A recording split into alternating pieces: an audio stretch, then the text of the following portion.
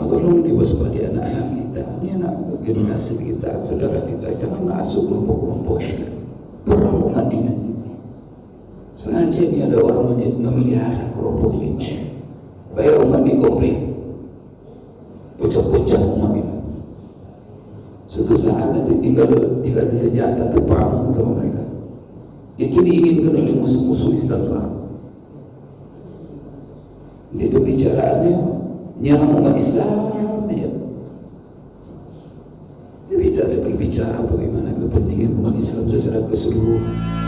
Bismillahirrahmanirrahim. Jadi ada sebuah buku yang menjadi bahan bacaan bagi banyak mahasiswa, banyak orang intelektual, yaitu di dalam membahas faktor-faktor perbedaan pendapat ulama. Dia menulis sebuah buku, dan buku itu sebuah disertasi termasuk buku terbaik yang tertulis di bidang itu. Dan dia menceritakan pengalamannya bahwa dari awal-awal dia belajar agama, maka dia melihat serba sempit dan tergelisah. Kenapa ini umat Islam ini kok berbeda-beda? Padahal Al-Quran satu, Sunnah Rasulullah juga satu, yang menjadi dalil sama. Tapi kenapa mereka berbeda-beda? Ini tak bisa diterima.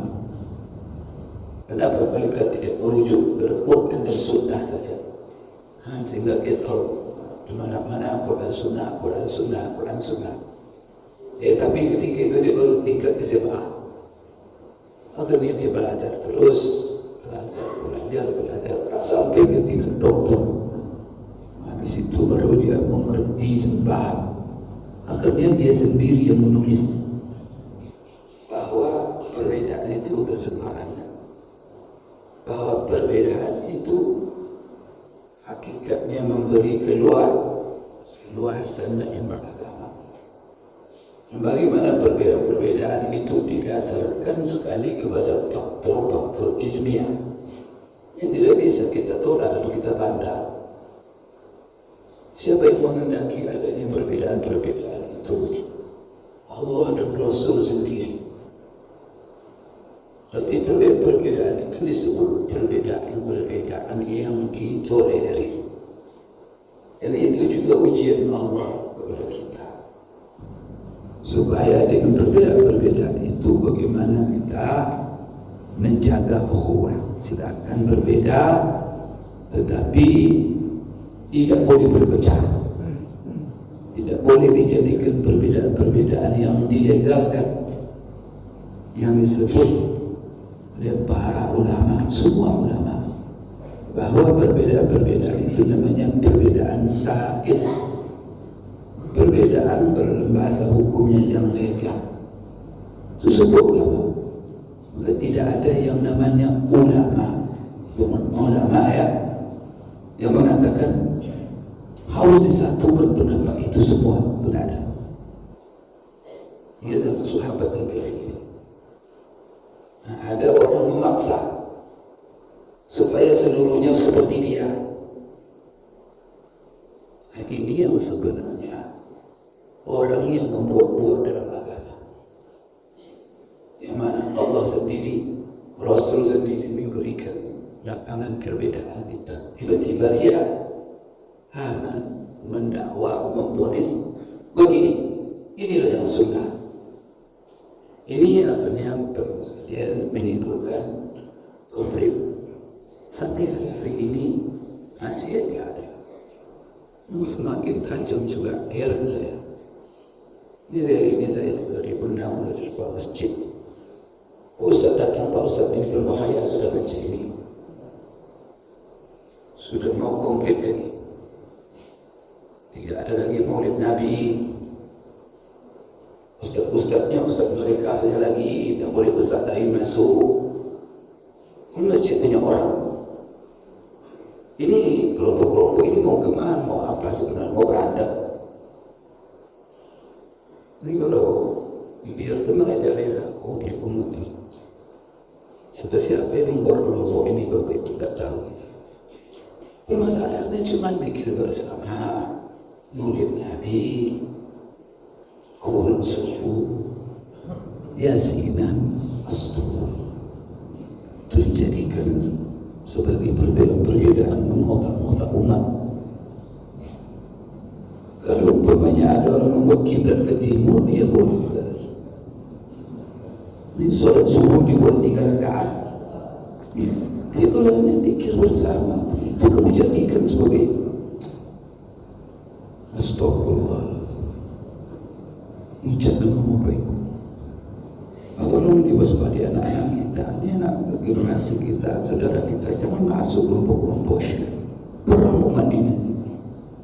Sengaja ini ada orang memelihara kelompok ini. Supaya umat ini konflik. Pecah-pecah umat ini. Suatu saat nanti tinggal dikasih senjata untuk perang sama mereka. Itu diinginkan oleh musuh-musuh Islam sekarang. Jadi pembicaraannya menyerang umat Islam ya. Tapi tak ada berbicara bagaimana kepentingan umat Islam secara keseluruhan. Bagaimana ancaman terhadap Islam dan umat Islam dari kelompok Yahudi, kelompok Nasrani, kelompok orang-orang yang coba sekarang ni orang Palestin, mana itu adalah hak negara mereka, diserang bisa-bisa, diberi kebalasan. Jadi tuduh orang Palestin yang teroris. Sepakat pula mereka, memang betul. Al-kufru millatu wahidah, kafir itu satu alamat. Harap sepakat. Yahudi yang teroris yang membunuh umat Islam setiap hari, anak-anak dibunuh, perempuan diperkosa, rumah mereka dirampas. Tidak ada satupun mereka menyuarakan. Orang Palestin yang dibunuh itu, ayat tidak boleh teroris. Tapi kelompok seperti ini diam aja dia. Umat Islam mati diam aja dia. Tapi ustaz-ustaz yang mengaji itu diserang. Ini kelompok apa namanya? Menyerang umat Islam yang beribadah. Bid'ah, neraka, apa itu aja gajinya. Masalah furu', masalah dalam istilah ulama, itu furu' masalah cabang fikih. Jika masalah mendasar, yang mana kalau sudah furu', biasanya indikatornya dibolehkan berbeda pendapat selama memenuhi syarat, memang dalilnya dan bisa beristihad. Kemudian yang beristihad adalah ulama yang berkompeten, kemudian lahir perbedaan pendapat dan masalah. Dan itu terjadi semenjak zaman sahabat. Nah, mereka melompok-melompok. Ampunlah pada hari-hari ini kita manusia dihadapi dengan masalah besar. Sibuk baca masalah-masalah itu terus. Maka ini tolong diwaspadai Bapak Ibu, anak-anak kita, jangan masuk kelompok-kelompok seperti ini. Rusak beragama kita. Apa guna beragama begitu? Bermusuh-musuhan. Begitu diajarkan Rasulullah. Dalam masalah-masalah seperti ini penuh toleransi. Ya sudah, siapa yang mengikuti seorang imam mujtahid, dia ikuti, tanpa harus menyalahkan orang lain, dan tetap menjaga persatuan kesatuan, dan tetap menjaga memelihara ukhuwah. Berikan hak ukhuwah yang herannya di dalam, kan saya selalu mengatakan kita ini tidak ada masalah perbedaan itu, bahkan dalam masalah berbeda akidah pun, tapi masalah akidah yang masalah ijtihad, sehingga ulama membagi ada masalah akidah itu yang tidak bisa kita berbeda karena qat'i sifatnya. Bahkan ada masalah-masalah akidah yang itu lapangan ijtihad yang ulama berbeda dalam memaknai. tidak ada masalah kalau mengambil aliran ini. Buktinya kita semua, berarti ini imam kita.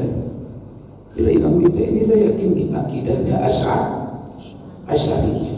Tapi banyak jemaahnya saya lihat dari jemaah Salafi, ya kan? Kenapa ikut?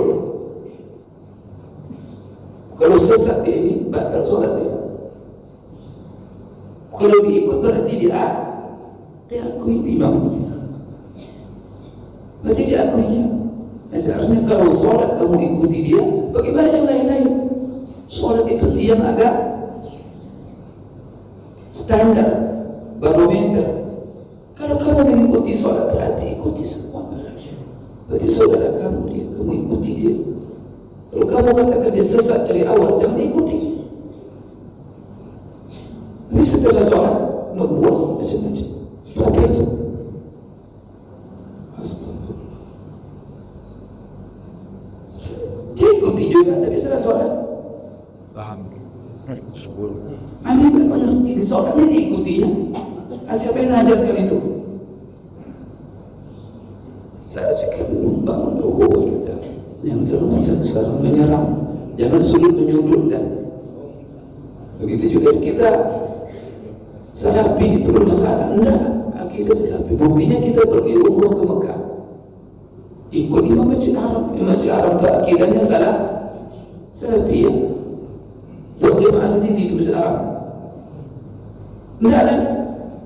Berarti kita juga terima. Karena sholat itu standar semuanya, barometer. Nanti kalau kita sudah bersama, bisa bersama semuanya. Terus begitu juga pergi kita ke Turki.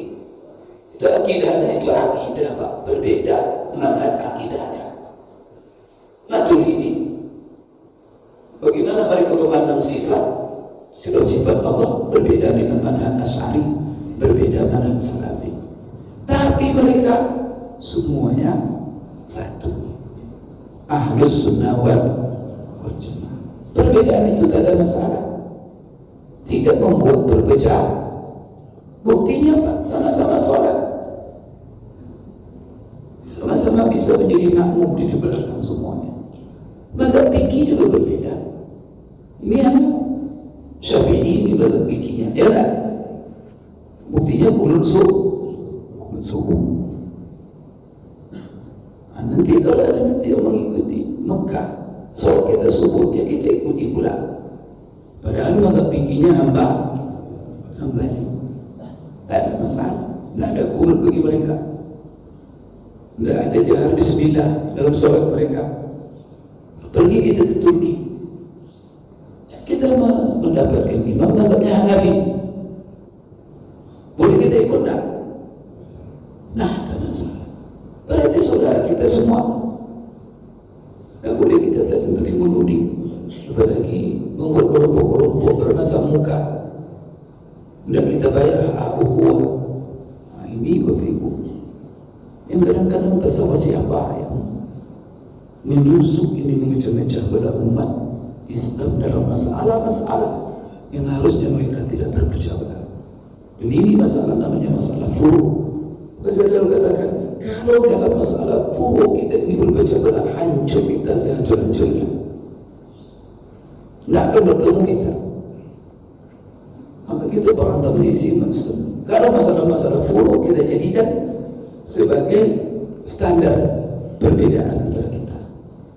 Ini bagi ini Bapak Ibu sekalian, sekali lagi, nah, semakin hari banyak laporan kepada saya, sumber menyelesaikan konflik-konflik ini terus.